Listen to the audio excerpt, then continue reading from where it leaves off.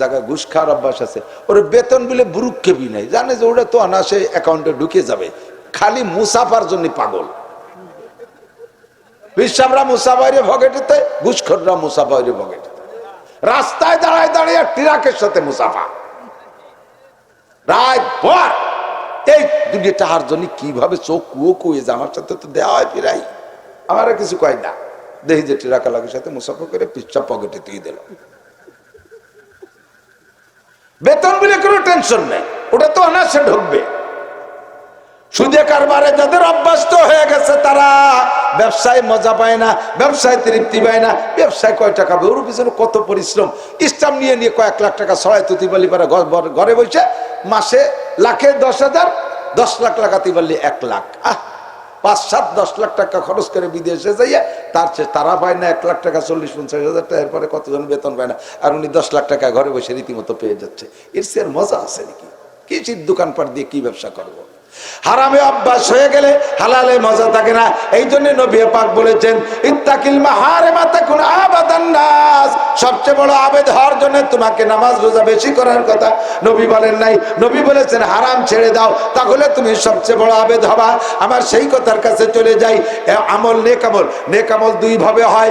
একটা হলো হুকুম করা আমলগুলো করে, নামাজ পড়ো, রোজা রাখো, হজ করো, যাকাত দাও, তিলাওয়াত করো, জিকির করো, ফিকির করো, তাবলীগ করো, দান করো, মসজিদ করো, মাদ্রাসা করো, কবরস্থান করো, দাড়ি রাখো, টুপি রাখো, পাগড়ি পরো, জুব্বা পরো, ঢিলা ধরো, মেসাক ধরো, দস্তরখান ধরো, এই সবগুলো আমল। এগুলো করে যেমন নেকি পাওয়া যায়, ওই রকম পাশাপাশি আপনি গুনার কাজ ছাইরে দো নেকি কামাই করতে পারেন। বরঞ্চ এর চাইতে ওই জায়গার নেকি বেশি। নবী তাই বললেন, ইত্তাকিল মাহারিমা তাকুন আবাদান নাস, হারাম কাজগুলো ছেড়ে দাও, তুমি সবচাইতে বড় আবেদ হয়ে যাবা। নেক আমলের বদৌলতে যে প্রতিদান, বদ আমলের থেকে ফিরে আসা আর বিনিময়ে তার চাইতে দ্বিগুণ প্রতিদান। কতক্ষণ? এই জন্য নবী পাক হযরত আবু হুরায়রা থেকে হাদিস, আবু হুরায়রা রাদিয়াল্লাহু তাআলা আনহু বলেন, قال رسول الله صلى الله عليه وسلم ما يأخذ مني خمس خصال فيعمل بهن। এ আমার সাহাবায়ে কিরাম, তোমাদের মধ্যে কারা আছো, আমি 5টা কথা বলবো, এই 5টা কথাকে গ্রহণ করবা, নিজে আমল করবা। আও ইয়াল্লিমু মান ইয়ামালু বিহিন্না, সাদ দোকানে, মসজিদে যেখানে গল্প স্বল্প বৈঠকে বসো, ও জায়গা দুনিয়ার গল্প না করে 5টা কথা শিখাইয়া দিবা, মানুষে শুনে শুনে আমল করবে। যারা আমল করতে চায়, এই দায়িত্ব কে নিবা, এই দায়িত্ব কে নিবা? 5টা কথার কথা হুজুর প্রস্তাব দিলেন, আমি হুজুরের পক্ষ থেকে আপনাদের প্রস্তাব দেই। এই 5টা দায়িত্ব কে নিতে রাজি আছেন? একটু হাত দেখাবেন। এর মধ্যে 5টা দায়িত্ব মনে বাংলায় কই দেবো, আমি বাংলায় বলে দেবো, রাজি আছেন? অনেকে হাত উঠে নেকে পারবো না, খালি খালি বসে বসে চা খাওয়ানি আর গল্প করবানি, মোবাইল টিপানি। আমি নেবো কি জন্য? একটু হাত মান। মাশাআল্লাহ, 5টা কথা হুজুর বললেন, কে আছে আমার থেকে নিবা আর উম্মতের কাছে পৌঁছাই দিবা, নিজে আমল করবা, অন্য মানুষে আমল করবে। 5টা কথা বিশাল দামি, বিশাল দামি 5টা কথা। কয়টা কথা? ফাকামা আবু হুরায়রা আনা ইয়া রাসূলুল্লাহ, আবু হুরায়রা হাত জাগায় কয়, আল্লাহর নবী আমি এই 5টা কথা নেব। অন্য সাহাবারও হাত জাগাইছে, কিন্তু আবু হুরায়রা অ্যাডভান্স থাকতেন, চট করে দাঁড়ায় গেছে আগে আবু হুরায়রা। ফাকামা আবু হুরায়রা ফাকালা আনা ইয়া রাসূলুল্লাহ, আবু হুরায়রা দাঁড়ায় কয়, হুজুর 5টা কথা আমি নেব, আমি আমল করব, উম্মতের কাছে পৌঁছাইয়া দেব। আবু হুরায়রা পৌঁছাইছে বিদায় আজকে আমিও আপনাদের কাছে পৌঁছাইতেছি। যদি আবু হুরায়রা না পৌঁছাইতো তাহলে আমি এই পর্যন্ত আনতে পারতাম না। হুজুর আবু হুরায়রা বলেন, ফাখাযা বিয়াদি, হুজুর আমার হাত ধরে বসলেন, হুজুর আমার হাত ধরে বসলেন। ফাআদ্দাহুন্না ফিহা, একটা হাতের মধ্যে কয়টা আঙ্গুল? 5টা আঙ্গুল। ওই 5টা কথা 5টা আঙ্গুলের মধ্যে গুনলেন। এখান থেকে গোনা শুরু করছেন বৃদ্ধাঙ্গুল থেকে। বাংলাদেশের তর্জমা হিসেবে বৃদ্ধাঙ্গুলটা ধরাই ঠিক আছে, বৃদ্ধ আঙ্গুল। বাংলাদেশে বুড়ো আঙ্গুলের মর্যাদা খুব বেশি, ঠিক না? বিদেশে এক তর্জমা, বাংলাদেশে আলাদা তর্জমা। বিদেশে একবার বুড়ো আঙ্গুল দেখান মানে গুড, আর 2 বুড়ো আঙ্গুল দেখাচ্ছি ভেরি গুড। আর বাংলাদেশে 1 আঙ্গুল দেয়ালি 1 ঘুষি, 2টা দেহালি মাথা ফাটায় লাগবে, ভালোই ডেঞ্জারাস, বিপজ্জনক আঙ্গুল বুড়ো আঙ্গুল, ঠিক না? হুজুর আমার বৃদ্ধাঙ্গুল ধরে সর্বপ্রথম বললেন, আবু হুরায়রা মনে রাখো, এর মধ্যে সবাই মনে রাখবো, মনে রাখবো। 1 নম্বরে ইত্তাকিল মাহারিমা তাকুন আবাদান নাস।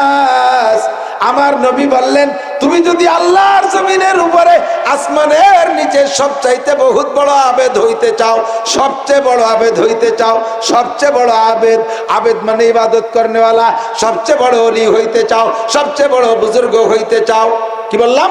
সবচেয়ে বড় আবেদ, সবচেয়ে বড় ওলি, সবচেয়ে বড় দামি মানুষ আল্লাহর কাছে হইতে চাও, তাহলে তোমাকে বেশি বেশি তিলাওয়াত করার কথা নবী বলেন নাই, বারবার উমরা করার কথা বলেন নাই, বছর ভরে তবলিগি থাকার কথা বলে নাই, শেষ রাত্রে তাহাজ্জুদের কথা বলে নাই, ইশরাকা বিন চাশতের কথা হুজুর বলেন নাই, কোটি কোটি টাকা দান করার কথা বলে নাই, জামা টুপি পাগড়ি জুব্বার কথা হুজুর বলেন নাই।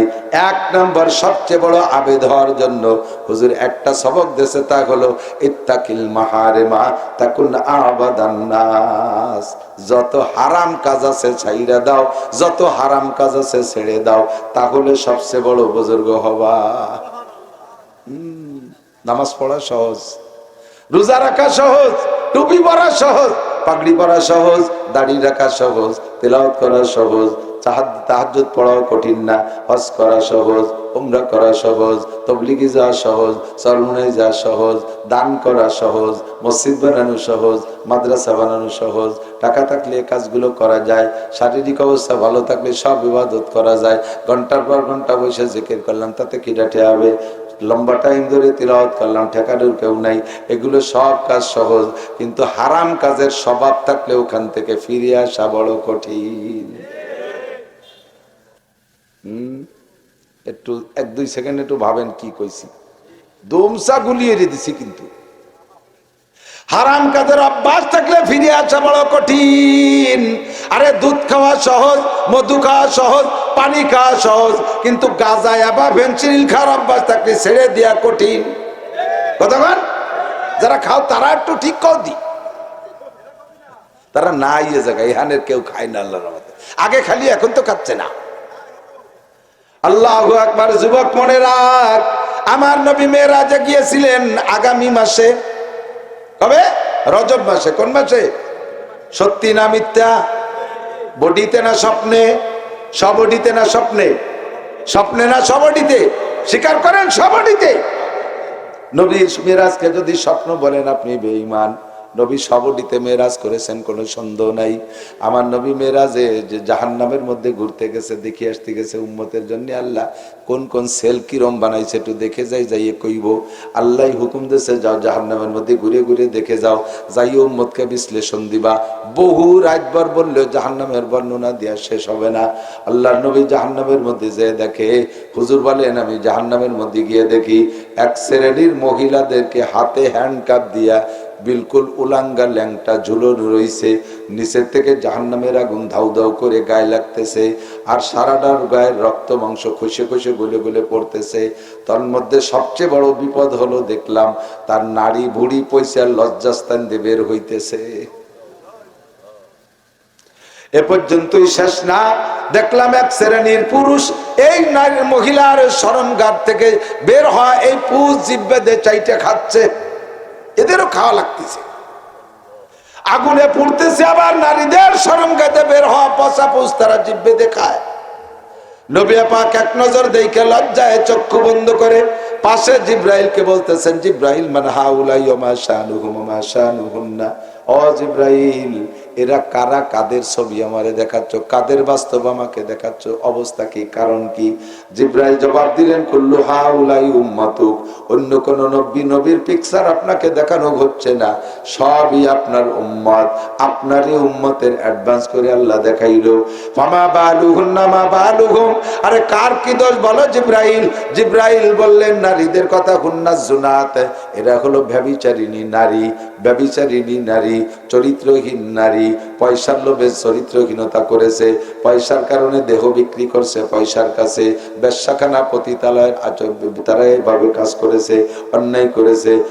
স্কুল কলেজ ইউনিভার্সিটিতে পড়তো, তারা বন্ধু বান্ধব নিয়ে আনন্দ করেছে, এভাবে বিদেশে চলে গেছে, স্বামী দেশে থাইকা বিভিন্ন পুরুষের সাথে অন্যায় করেছে, বিনা তওবায় তারা মারা গেছে। কোটি কোটি বছর তাদের এভাবে নারী বুড়ি পয়সা শরমগাদে বের হবে। এরা হলো আপনার উম্মত। খাচ্ছে যারা তারা কারা? জিব্রাইল। জিব্রাইল বলেন হুজুর এরা আপনার উম্মত, এরা হলো দুই শ্রেণীর পুরুষ। একদল হলো হুমুজ জানি, আপনার উম্মতের জিনাখোর উম্মত, ব্যভিচার উম্মত, যারা জিনা করার আদত বনে গেছে, জীবনে এক দুইবার ভুল ক্রমে অ্যাক্সিডেন্ট হয়ে গেছে, তওবা করছে, আল্লাহ মাফ করে দেবে, কিন্তু জিনার নেশা থাকতে থাকতে সেই অবস্থায় তারা দুনিয়া থেকে বিদায় নেছে। কোটি কোটি অসংখ্য বছর তারা এই নারীদের সরঙ্গা দেবের হপুস খাইবে, এদের স্বভাব বলে গেছে। হাজারো বয়ান বক্তৃতা তাদের সামনে হয়েছে, কথায় কান দেয় নাই। আর একদল কারা? কহুম শারিবুল খামার, আপনার উম্মতের নিশাখোর উম্মত। এ যুবক, আমরা সবাই মিলে যে যদি দেখতাম তা ভুল হলে হতে পারতো, আমাদের দেখার মধ্যে সন্দেহ থাকতে পারতো। আমার নবী একা দেখে আসছে, সন্দেহ আছে নাকি? কথা বলেন আছে? একটু ভয় পা। ইত্তাকিল্লাহ, যদি সবচেয়ে বড় আবেদ হইতে চাস কথাটা মনে রাখো, শোনা, মদ খেও না, গাঁজা খেও না, ইয়াবা খেও না, ফেন্সিডিল খেও না, হিরোইন খেও না, আরো যত পারেকের নেশা, ইদানিং নাকি আঠা খায় বলে।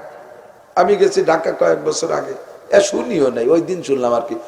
ওরা করছে যে হুজুর এগুলোর সাথে নতুন আর একটা খায় বর্তমানে, তাও আর কি ওই যে শুকনো পায়খানা পুড়াইয়া দুমলি ওই খাইয়ে নিশান এসছে। কি করে এ তুমি মিথ্যে কথা করছো? কয় না হুজুর খাচ্ছে তো। বললাম যে আল্লাহ তুমি বাঁচাও, শূন্য গু খাই গিয়ে কাঁচা গু খাইয়ে না ফেলে। কি হয়েছে মানুষের? হাজার হাজার টাকা নষ্ট, দেহ নষ্ট, যৌবন নষ্ট, চেহারা নষ্ট, স্বাস্থ্য নষ্ট, জীবনটা শেষ করে দিচ্ছে। আর কিছু কিছু আব্বা আছে এলাকায়, আব্বারা জানে যে ছেলেরাই ব্যবসা করে, তারপর আব্বা ঠেকায় না। যদি মানুষে বলে আপনার ছেলেই করে, ও কি এরিয়ে খাবে, একটা কিছু করিয়ে খাচ্ছে, তোমাকে চয়েস হয় না, গোষ্ঠী শুদ্ধ বাস দেবে, চাষা রেডি তাইও। বাংলা কতি বললাম না হুজুর বলিয়ে, আপনার কাজায় দিতাম। আস্তাগফিরুল্লাহ। ইত্তাকিল মাহারিমা তাকুন আবাদান নাস। ভালো করে মনে রাখেন, নবী এই কথাটা কেন বললেন? নবী কেন বললেন এই কথাটা? হারাম ছেড়ে দাও, তাহলে বুজুর্গ হবা। কারণ ইবাদত করা সহজ, গুনার কাজ ছাড়া কঠিন। একজনের ঘরে সুন্দরী স্ত্রী আছে, ওই লোকটা যদি প্রেম করে, অন্য একটা মহিলার সাথে প্রেম প্রণয় করে, অবৈধ সম্পর্ক করে, যদিও যার সাথে অবৈধ সম্পর্ক করছে তার চেহারা তার স্ত্রীর চাইতে 1000 গুণে কম, স্ত্রী একেবারে চাঁদের মতো প্রিয়াঙ্কা চোপড়া, ওদিকে যার সাথে প্রেম করছে তার নাম কাজলি, চেহারা আল কাতরাতুন নিসা, কবুসার মতো কালা। এইটার সাথে এমন ভাবে আটকে গেছে, স্ত্রীতে মজা নাই। হারামে অভ্যাস হয়ে গেলে হালালে মজা থাকে না, হারামে অভ্যাস হয়ে গেলে হালালে মজা থাকে না, হারামে অভ্যাস হয়ে গেলে হালালের আকর্ষণ থাকে না। দেখবেন যাদের আইল ঠেলার অভ্যাস আছে, আইল ঠেলার দল আছে না, ক্ষেতের মাঝখানে ফসল কি আছে সে কয়টা চিনতে নাই, আলির কয়টা কাটার জন্য পাগল। মাঝখানে বন জঙ্গল রয়েছে, তা সাফ করে না, কোদাল নিয়ে টেঙ্গি নিয়ে খালি আইল গাড়ি দেয়, জমি বাড়ায়। এই হারামে অভ্যাস হয়ে গেছে, মাঝখানে এক কোপ দেয় না, কোপ সব পাইতে আছে না নাই? হারামে অভ্যাস হয়ে গেলে হালালে মজা থাকে না, জিনা করার অভ্যাস হয়ে গেলে স্ত্রীতে মজা থাকে না, জিনা করার অভ্যাস হয়ে গেলে স্ত্রীতে মজা থাকে না, মদ গাঁজা অভ্যাস হয়ে গেলে দুধ মধুতে মজা পায় না, সুদ খাওয়ার অভ্যাস হয়ে গেলে ব্যবসায় মজা পায় না, আরে ঘুষ খাওয়ার অভ্যাস হয়ে গেলে বেতনে তৃপ্তি পায় না। ঠিক কি ঠিক না? যখন জায়গায় ঘুষ খাওয়ার অভ্যাস আছে, ওর বেতন বলে বুরুক্ষেপি নাই, জানে যে ওটা তো অনাসে অ্যাকাউন্টে ঢুকে যাবে, খালি মুসাফার জন্য পাগল। বিশ্বামরা মুসাফাইরে ভগেটেতে, ঘুষখোররা মুসাফাইরে ভগেটেতে, রাস্তায় দাঁড়ায় দাঁড়িয়ে ট্রাকের সাথে মুসাফা, রাত ভর। এই দুটি টাকার জন্য কিভাবে চোখ কুয়ো কুয়ে যে আমার সাথে তো দেওয়া হয় ফিরাই, আমার কিছু কয় না, দেখি যে ট্রাকা লাগের সাথে মুসাফা করে পিচ্ছা পকেটে দিয়ে দিল। বেতন বলে কোনো টেনশন নেই, ওটা তো অনায়াসে ঢুকবে। সুদে কারবারে যাদের অভ্যস্ত হয়ে গেছে তারা ব্যবসায় মজা পায় না, ব্যবসায় তৃপ্তি পায় না। ব্যবসায় কয় টাকা, ওর পিছনে কত পরিশ্রম, ইসলাম নিয়ে কয়েক লাখ টাকা ছড়ায় তুতি বলি পারে, ঘরে বসে মাসে লাখে 10,000, 10 লাখ লাগাতে পারলে 1 লাখ, 5-7-10 লাখ টাকা খরচ করে বিদেশে যাইয়া তারা পায় না 1 লাখ টাকা, 40-50 হাজার টাকা, এরপরে কতজন বেতন পায় না, আর উনি 10 লাখ টাকা ঘরে বসে রীতিমতো পেয়ে যাচ্ছে। এর সে মজা আছে নাকি? কি দোকানপাট দিয়ে কি ব্যবসা করবো? হারামে অভ্যাস হয়ে গেলে হালালে মজা থাকে না। এই জন্য নবী পাক বলেছেন ইত্তাকিল মাহারিমা তাকুন আবাদান নাস, সবচেয়ে বড় আবেদ হওয়ার জন্য তোমাকে নামাজ রোজা বেশি করার কথা নবী বলেন নাই। নবী বলেছেন হারাম ছেড়ে দাও, তাহলে তুমি সবচেয়ে বড় আবেদ হবা। আমার সেই কথার কাছে চলে যাই।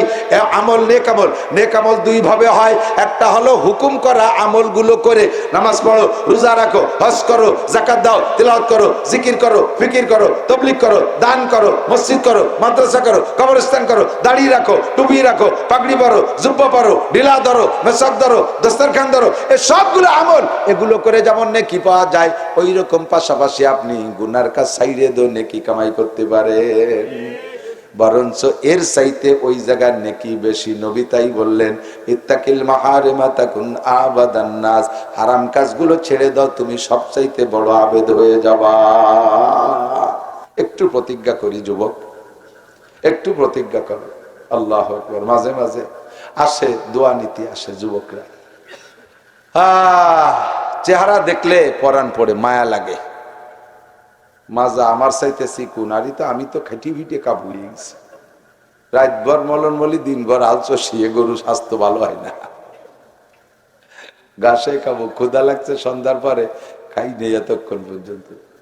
খাইয়ে ওয়াজ করলি কষ্ট হয়, খালি ডোল বাজে ভালো, ডোলকের মধ্যে কিছু দিলি বাড়ি দিলি বেরোয় না, খালি পেটে কথা কথি ভালো, কিন্তু আবার ক্লান্ত হয়ে যায়। আবার ওয়াজ 2 ঘন্টা করে তারপরে যাইয়েই খাবার দেয়, নাড়ি বুড়ি এলোমেলো হয়ে গেছে, খাওয়ার কোনো চাহিদা নাই, দেয় 2 লোকমা খেয়ে চলে যায়। বাইটি বড়া গেলে কি দিয়ে লাগে। ও জায়গা আবার আগে যে খাবার টাবার ভাতাম ইদানিং পুলিশি তা বন্ধ হয়ে দিতেছে, আর খালি পেটে যে শুইতে লাগে বাড়ি যে। আল্লাহ কি সুন্দর টলমলে চেহারা হবে 16, 18, 20, 22 বছর। এই টাইমই তো মানুষের চেহারার সময়। মেয়েদেরও এই টাইম চেহারার সময়, ছেলেদেরও এই টাইম চেহারার সময়।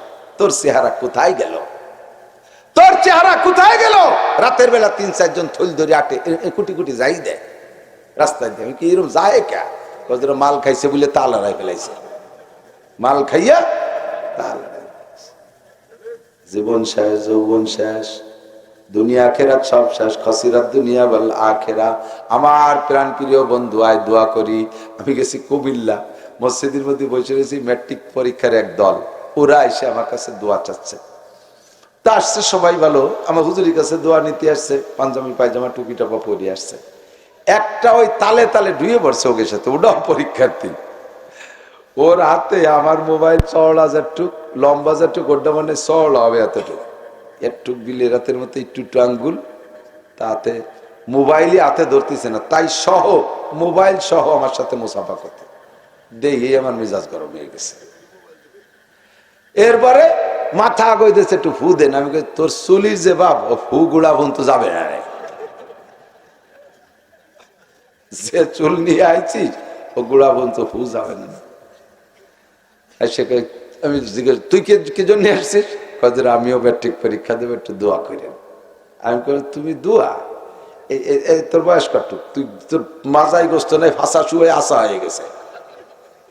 তুই কি খাইস কর, ভাত ছাড়া আর কি খাইস কর। মানুষের মধ্যে ধরি ফেলাইছি, বয় তেনে থরথরে কাঁপতেছে, লোকজন তো ভরা। তুমি পাস করবা না, পরীক্ষা দিয়ে তুই ফেলও করতে পারবি না। পাস করতে তো কিছু পাওয়া লাগবে, ফেল করতে যা লাগবে তাও তুই পাবি না। ভয় তেঁদেছে দৌড়। চিন্তা করলাম যে এইভাবে দমক দিয়ে তাড়াই দিলাম, ও তো জীবনে কোনোদিন কোনো হুজুরির কাছে আর বেরবে না, ওর জীবনের জন্য ও ধ্বংস হয়ে যাবে। সাথে সাথে ডাক দিছে, এই শোন এদিকে। এখন আসে না, এদিকে বয় নেই, এদিকে কাছে ডেকে নিছি, নিয়ে একেবারে কোলের মধ্যে বসাইয়া বুকের সাথে জড়াই ধরছি। আমি বললাম যে তোর জন্য আজকে রাত্রে আমি 2 রাকাত তাহাজ্জুদ পড়ে দোয়া করব, তুই কি আমার 2-3 কথা রাখবি? জি হুজুর। এই ট্রেনে যখন বসাইছি ও সব কান্দি দিছে, এখন খুশিতে আবেগে ও সামলাতে পারতেছে না, কান্দি দিছে। আমি তোর জন্য আমি আজকে রাত্রে 2 রাকাত নামাজ পড়ে দোয়া করব, নিবি দোয়া? জি হুজুর। তাহলে আমি যা বলবো মানবি? জি হুজুর মানবো। 1 নম্বরে এই চুল কয়টা এখন যাই কাটবি সেলুনে যে, কয় হুজুর আমি বেলেট সেলুনে যা করে পুরো টাক হয়ে যাবো, এই 20 চুল মাথায় রাখবো না, কথা করছি মসজিদের মধ্যে বসে। 2 নম্বরে এই যে প্যান্ট পরছিস, পাশার এই পাশে যে 1 বিঘে বার হয়ে গেছে, ফাঁসার গিরে গুড়ি দেয়া যাচ্ছে। আর এদিক দিয়ে যা না যেখানে নামছে তা তো তুই দেখ কি অবস্থা, দেখ শির মিয়ের সব দেখা যাচ্ছে দিয়ে এয়ার ফোরবি নে কয় যে হুজুর জীবনও করবো না, আজকে আমি চেঞ্জ করবো। 2 3 নম্বরে কোনোদিন নামাজ কাজা করবো না, বল জি কোনোদিন করবো না। এই কথা তো ঠিক রাখার জন্য পরীক্ষার পরে একটা চিল্লা 3টে চিল্লে দিবি জি হুজুর দেব। তাই যা তোর জন্য আজকে রাত্রে দোয়া করবো। ও সত্যি 1 ঘন্টার মধ্যে ফুল রেডি হয়ে চলে আসছে, জামা পায়জামা। বাপরে সেই সমাজে বাজারেতে নতুন পাঞ্জাবি কিনে পায়জামা কিনে মাথা চাইছে টুপি মাথায় দিয়ে পাগড়ি বাঁধে হুজুর এসে নিয়েছে। আবার ধরছি জড়াইয়া, খুদার কসম তোর জন্য দোয়া হবে রাত্রে। মাহফিলের শেষে দোয়া করছি, নাম ধরিয়ে দোয়া করছি, এরপরে সত্যি রাত্রে আলাদা করে দোয়া করছি। তো আমার তো ওয়াদা করছি সেই দোয়া আমি করে চলে যাই, আমার আর মনে টনে নেই।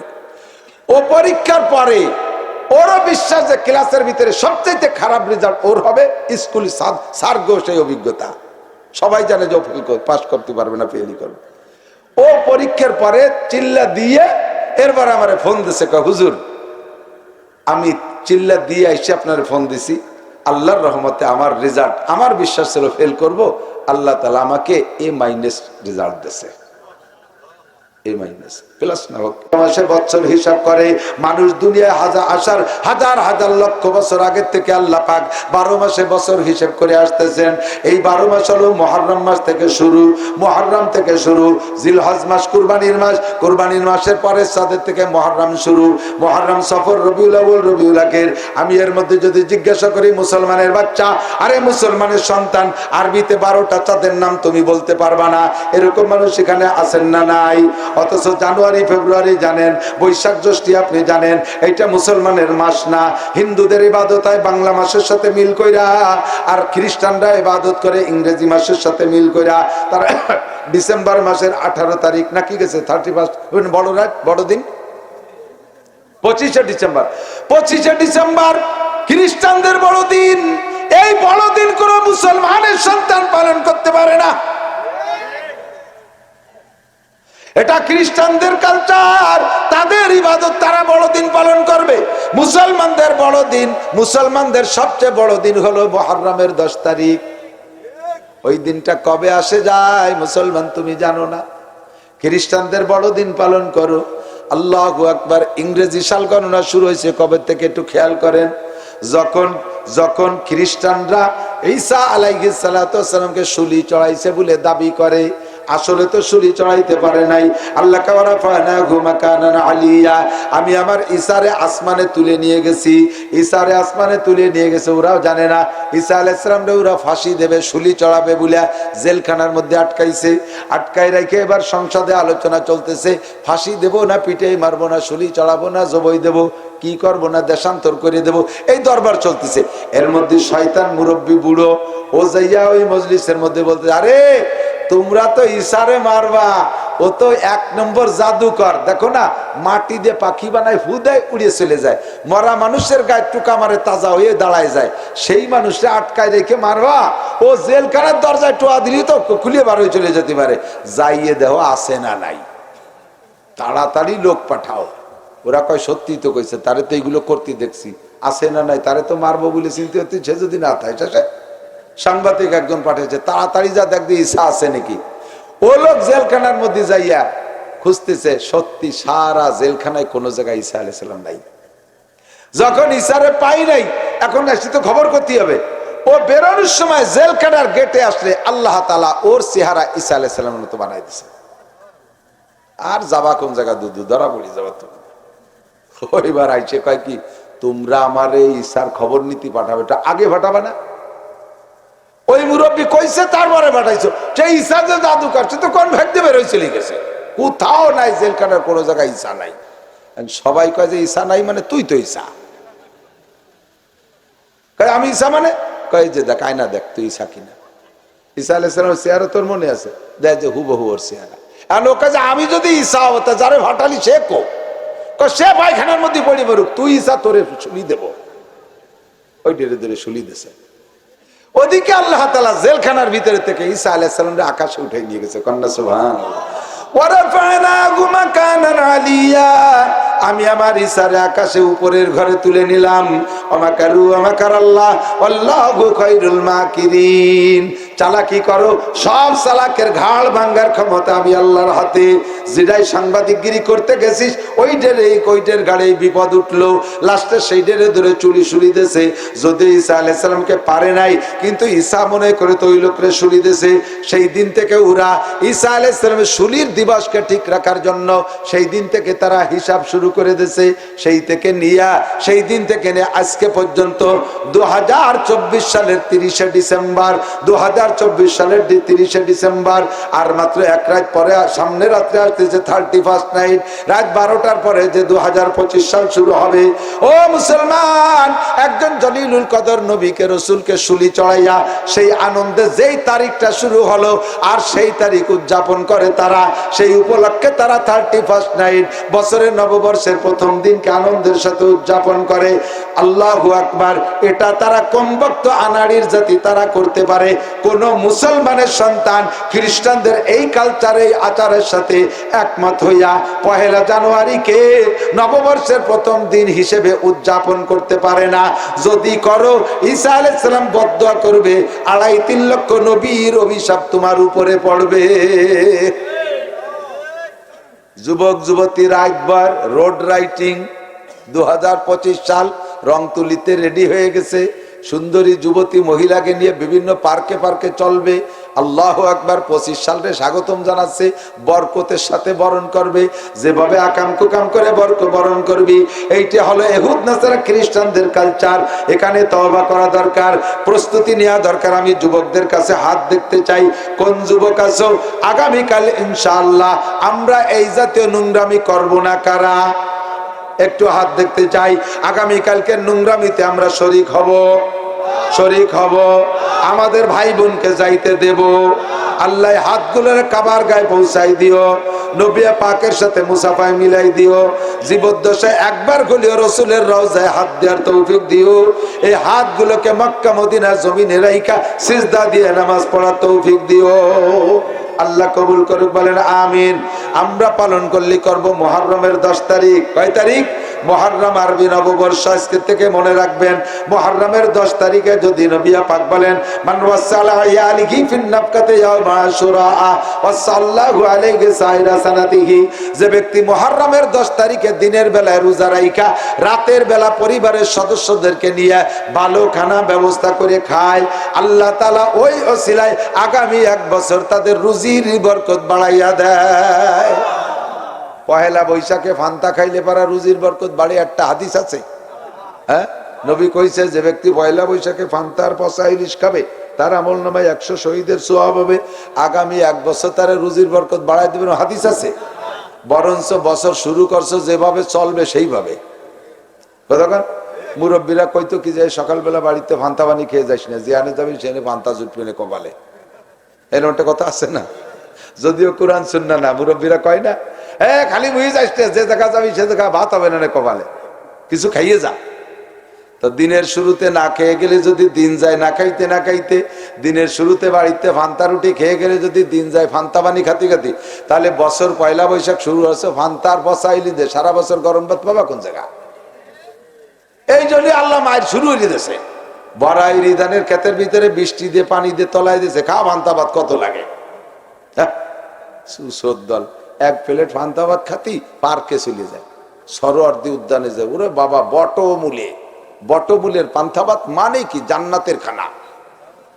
1 প্লেট ফান্তা ভাত কিনে নিয়ে এসে 3000 টাকা দিয়ে, এই কেবল ইলিশ মাছ বটি দিয়ে কাটা যায় না, 6 মিলি দিয়ে কাটছে, মনে এত পাতলা হয়নি, তাই একটু ভাজি দিচ্ছে। আয় নিয়ে খুশি ঠেলায় শাশুড়ি গেছে ওর বাড়ি বেড়াতে, বাসায় কাম্মা আমার কহলে হচ্ছে না, আপনি কোন বড় জমিদারের মাইয়া মনে আপনার কহলে পাইছি। শাশুড়ি কয় তুই ফান্তা পাত্রী এত ভালোবাসিস, তা তো কোনোদিন কইসনি। 3000 টাকা দিয়ে 1 প্লেট ফান্তা ভাত নিয়েছিস, কি বাগযোগ করে খাইয়ে খালি আয় আমার বাড়ি, তোর ফান্তা ভাত দিয়ে মাটি দেবো, খালি আয়। কত খাতি বাড়ি দেয় যাবি। আল্লাহু আকবার। পরে যাইয়া শ্বশুর বাড়ি গেছে কতদিন পরে, সকালে ফান্তা, দুপুরে ফান্তা, রাত্রি ফান্তা, জোহরে ফান্তা, আসরে ফান্তা, 5 ওয়াক্ত ফান্তা।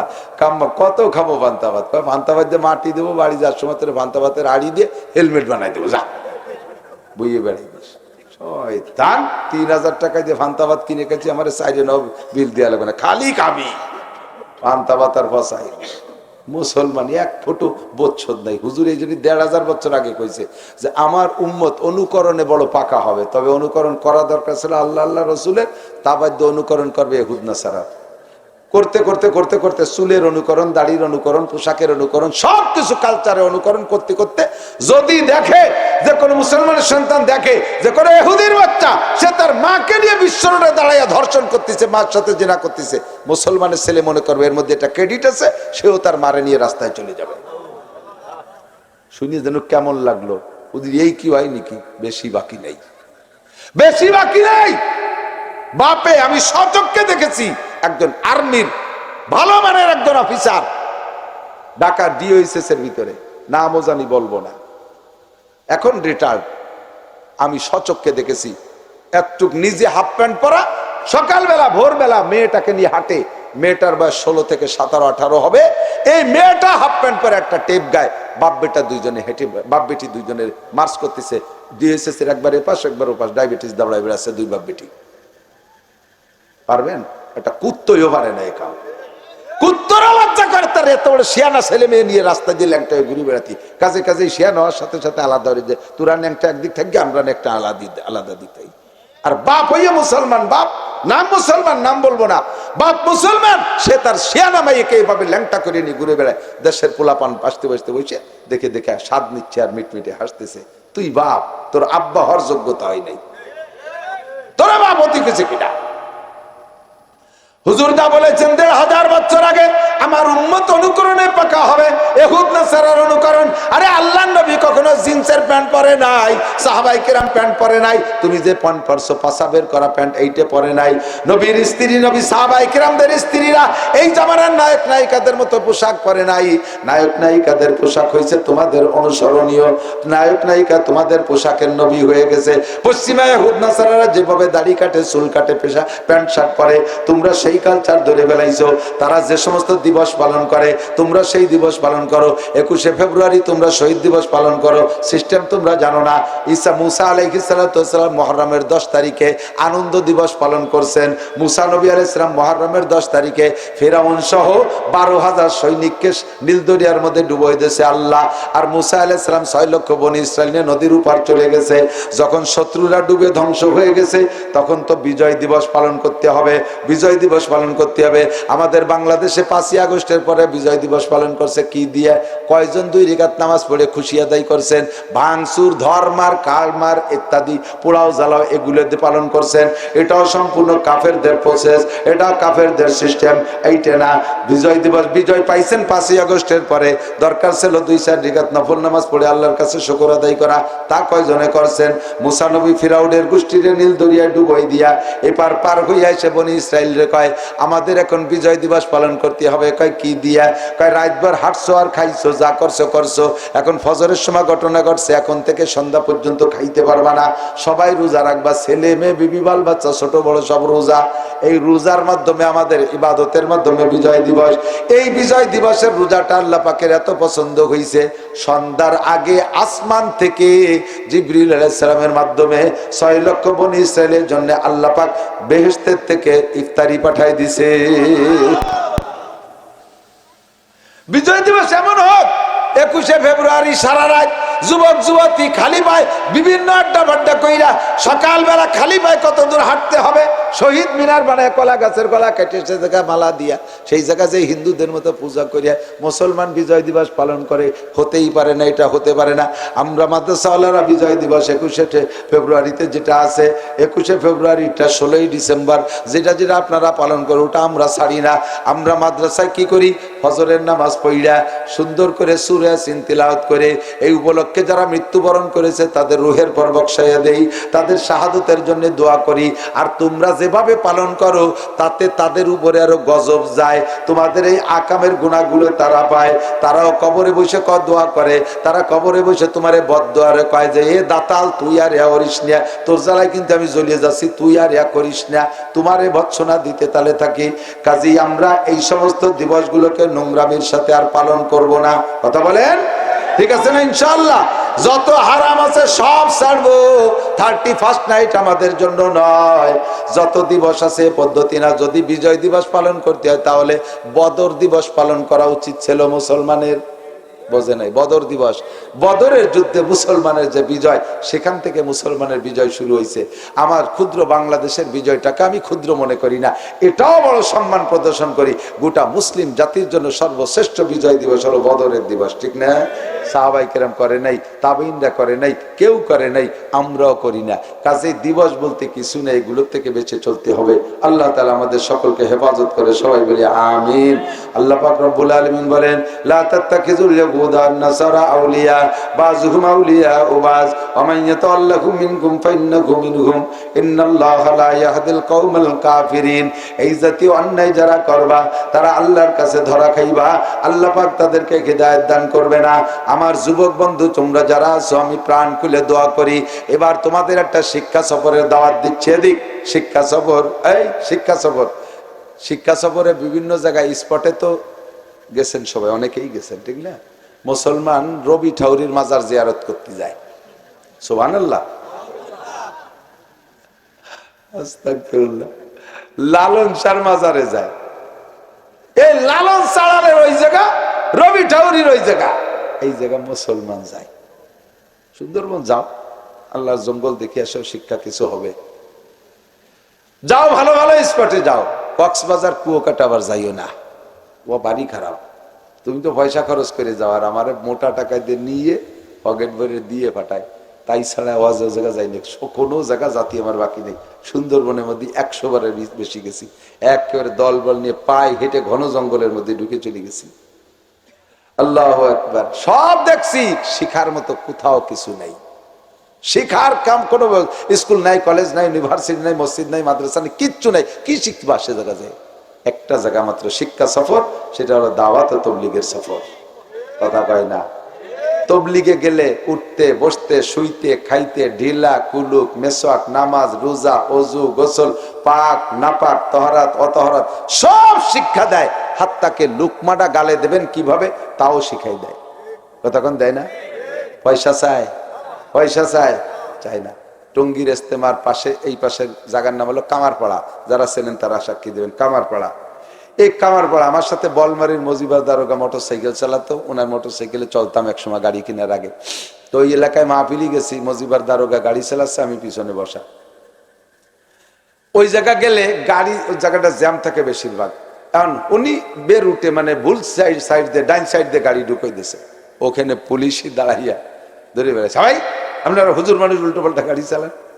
তো উনি যদিও হুজুর দেয়া যাচ্ছে, উনি তো পুলিশের লোক। উনি কে ভাই আমি পুলিশের লোক। বহুবার দেখছি পুলিশের লোক কইলে পুলিশরা বহুত মোবিল কোটে উনার ছাড়িয়ে দিছে। তা আপনি পুলিশের লোক, এই ভুল আপনি কেন করবেন? ভাইয়া ঢুকতে জায়গা পাচ্ছেন, তা কি করবো, ডুয়ে পড়ছে, ফিরে বার গেছে।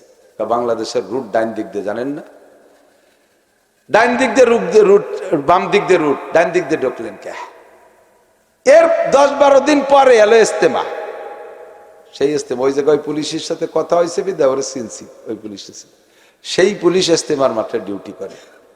ইস্তেমার মাঠে যারা গেছেন তারা বলেন, রাস্তার ভিতরে পুলিশও দাঁড়ায় আছে। পুলিশে কি কয়? ভাই ডাইনি ডাইনি চলি, জিকির ফিকিরে চলি, ডাইনি ডাইনি চলি, জিকির ফিকিরে চলি, কয় না? আমি সেই পুলিশে ধরলাম, ভাই আমারে চেনেন, আমি মৌলানা নাসির। সেদিন কেন মোটর সাইকেলে আমাকে 2 জন আটকালেন, আমি তারই রুজু। সেদিন দিয়ে কলেন যে বামে বামে চলি, রুট মাইনে চলি, বামে বামে চলি, রুট মাইনে চলি। আজকে এখন ডাইনি ডাইনি চলি, জিকির ফিকিরে চলি। কয় যে এই ভাষা এই জায়গার পরিবেশে শিখাই দিচ্ছে। ও জায়গা গেলে এরকম অনাসে ভাষাও পাল্টে যায়। কতক্ষণ তবলিগে যাবেন, উলামায়ে কিরামের সাথে যাবেন। আমি 20 জন সাথী নিয়ে গেছি। ওই মজিবার দারোগা আমির ছিল, কাকরালিতে ওনারে আমি তো চিল্লে দিই নেই আগে, উনি 3 চিল্লের সাথে ওনারে আমির বানাই দিয়েছে। উনি হলো আমার মোটর সাইকেলের ড্রাইভার, আমি হলো দেশবরেণ্য বক্তা। আমারে কাকরালিতে ওনার মামুর বানাই দিয়ে ওনারে আমির বানাই দিয়েছে। আমি খুশিতে মারিয়ে নিয়েছি, ধন্যবাদ, থ্যাংক ইউ। 20 জন গেছি। তো 20 জনের ভিতরে 12 জন স্কুল কলেজের যুবক। আমি যাই বললাম, মজিবর ভাই এদেরকে কোরআন শরীফ পড়া শিখাই। আমরা 3 জন আলেম গেছি। ফাজাইলে আমার তবলিগে নিসাব থাক, বা না পড়লে কোনো সগিরে কবিরে নাই, কিন্তু কোরআন শরীফ না পড়লে নামাজ হয় না। আমি এইবার আমরা 3 জন হুজুর আইছি, এই সুযোগটা কাজে লাগাই। না না না না না, তবলিগের মধ্যে কোরআন শরীফ পড়া পড়ি নাই। আমি কই তা কি গীতা বাইবেল পড়তে হবে নাকি? যেই তবলিগে কোরআন শরীফ পড়া নাই ওই তবলিগের গোষ্ঠী মারি থাকবো না। তবলিগ আড়ি বাতি ভাঙ্গে তুই চলি কোরআন শরীফ পড়াবে না, তবলিগ কয়বার ভর্তি দেবে না, শিখাতেই দেবে না। কিশোরগঞ্জের পাকুন দিয়ে থানা, আমি যখন সবাই রেদে সিলেট খাতা টাতা কিনায় ফেলাইছি পড়া বই, ও যা কয় কোক পড়া বই, আমি তো রোর ভাত খাই না। আমি 1 লাখ টাকা নিয়ে গেছি, যেই 20 জন রে এক সিল্লা দিয়ে নিয়ে আসতে যা লাগে সব আমি দেবো, আমি রেডি হয়ে গেছি। ও জায়গার কের ভাতের লোভে আমি যাইনি। যার পরে আমি তো বক্তা মানুষ চিনে ফেলাইছে, সবাই খুব খেদমত করতেছে। আমির সাহেবের কাছে, যে থানা আমিরের কাছে নালিশ করছে, আঞ্চলিক আমিরের কাছে, উনি ওই হুজুররা এই অত্যাচার আছে, কোরআন শরীফ পড়াবে দেন তবলিগের নিয়মের খিলাফ, তারা আমারে বাধা দিচ্ছে, হুজুর এই এই নতুন আবিষ্কার করেন না। বড় জ্বালা। আমি কাকরাইল ফোন দিছি, কাকরাইল মৌলানা আমির হোসেন আমার ফুফাতো ভাই, শেখ মোহাম্মদ আবদুল্লাহ সব ধর্মমন্ত্রী সব ছিলেন, ওনার ভাগ্নে। আমি বললাম যে ভাই এই কোরআন তবলিগি বলে কোরআন শরীফ পড়াপড়ি নাই, এ কি এরে কয় কোন তোর তবলিগ? কেডা বলছে? আমি যে আমির সাহেব কয়, ওরে বাড়ি ফেটাই দাও, ওরে কাকরাইল ফেটাই দেন, পড়ান কোরআন শরীফ পড়ান। যোগ্য শিক্ষক পাই না বিদায় আমরা এটাকে কানুন করি নাই। আজকে আপনারা 3 জন যোগ্য শিক্ষক গেছেন, কেন পড়াবেন না? ফাজাইলে আমার জমা দেন, কোরআন শরীফ পড়ান, শিখান। আল্লাহর কসম দিয়ে বললে মিথ্যেবাদী হব না। আমরা 3 হুজুর ভাগ করে নিছে, 12 জন যুবকরে, আর ওই বুড়ো ছিল 5 জন। এই বুড়োর মধ্যে ওই আমির সাহেব একজন, ও ও ওর মাথায় ধরেই না, আলিফও ধরে না, পারলই না। মানে ওর যে দুর্বলতা এইটা আমরা জানিয়ে ফেলবো, এই ভয়তে ভর্তি দেবে না, বুঝছেন ব্যাপার? শেষে আমি 12 জন আর ওই 4 জন ওনার বাদ দিয়ে 18 জনরে নিয়ে বসলাম, 16 জনরে নিয়ে বসলাম। 38 দিন ছিলাম। 38 দিনে আলিফবা থেকে স্কুল কলেজের ছেলেদেরকে কোরআন শরীফ পড়া শিখাইয়া 8 পারা করে সবক পড়ায় বাড়ি আনছি। অবিশ্বাস্য ব্যাপার। ওদের তো ব্রেন ভালো, স্কুল কলেজে রানিং ব্রেন। 2-3 দিনই পড়া শিখাই ফেলাইছি। জের জবর বেশ যজন তার দিন, এই তো হয়ে গেল কোরআন শরীফ পড়ার নিয়ম। অক্ষর কটা চিনলি। 38 দিনে পড়া শিখাইয়া 8 পারা সবক পড়ায় বাড়ি আনছি। আর ওই বুড়ো কয়টা, বুড়ো তো মানে আঠালিয়ে মানুষ শক্ত হয়ে গেলি তো ওর মধ্যে কিছু রয়ে না, বুড়ো ওইরকম হয়ে গেছে, ওর মধ্যে ঢোয়েই না। তারপরেও অক্ষর চিনাইয়া জের জবর যজন তার দিন শিখে ফেলাইছিলাম। আর এক চিল্লা দিতে হলে বুড়ো কটারও শিখাতে পারতাম। এই হলো আলেমদের সাথে তবলিগের বরকত। কতক্ষণ বড় ভাজাইলে আমার তবলিগের হিসাব হবে না, থাক আম্মাবাদ। বৈশে বৈশা আমি যত মাসআলা আছে সমস্ত মাসালা পড়াইছি। রাত্রে বসে মাসালা, দিন ভরে মাসালা হবে, সব মাসালা হবে। মাসলা মাসাল জানে না, নামাজ ভাঙ্গার কারণ 19টা জানে না, নামাজের ফরজ 13টা জানে না, 14টা ওয়াজিব জানে না, অজু ভাঙ্গার কারণ জানে না। গোসলের ফরজ জিজ্ঞেস করছি, গোসলের ফরজ কয়টি? কয় 3টি। 1 নম্বরে সাবানদানি, 2 নম্বরে গরম পানি, 3 নম্বরে গামছাখানি। গোসলের ফরজ 3টি। এই টালটুবালটুরে মানুষ বানানোর একমাত্র বিগ ব্যবস্থা হলো দাওয়াত ও তাবলীগ। উলামায়ে কেরামের সাথে আমরা তাবলীগের সাথী হব। রাজি আছেন ভাই? রাজি আছেন? টঙ্গীর ইজতেমায় যাবেন। এবছর অনেক ছেলে পেলে বের হবে ইনশাআল্লাহ, অনেক আলেম উলামা বের হবে। কি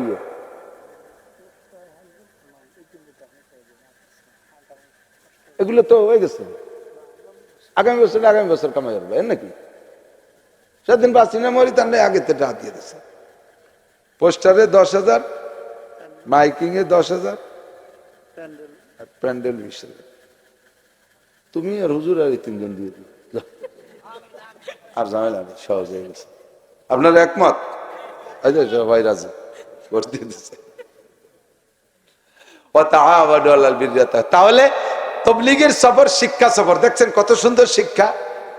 তো এই সফরে যাইয়া যুবকরা তুমি কোরআন শরীফ পড়া শিখে আসো। দেখবা জেনারেল পড়বা, সকালবেলা কোরআন শরীফ খুলে তুমি 2 পৃষ্ঠা পড়ো। খোদার কসম, যদি তুমি ওই দিন লেখাপড়ার মধ্যে বরকত, আলাদা রকম স্বাদ উপলব্ধি অনুভব করতে না পারো, তাহলে কোরআন বাদ দিয়ে থিও। সূরা ইয়াসিন পড়বা, মজাই আলাদা। সূরা রহমান পড়বা, মজাই আলাদা। রেগুলার রাতের বেলা ওয়াকিয়া পড়বা, তাহলে তোমার চাকরি হইতে অসুবিধা হবে না। চাকরি না হলেও আল্লাহ পাক তোমাকে রিজিকের প্রশস্ত ব্যবস্থা করে দেবে। তুমি যদি কোরআন শরীফ পড়তে না পারো তো ওয়াকিয়া পড়বা কিভাবে?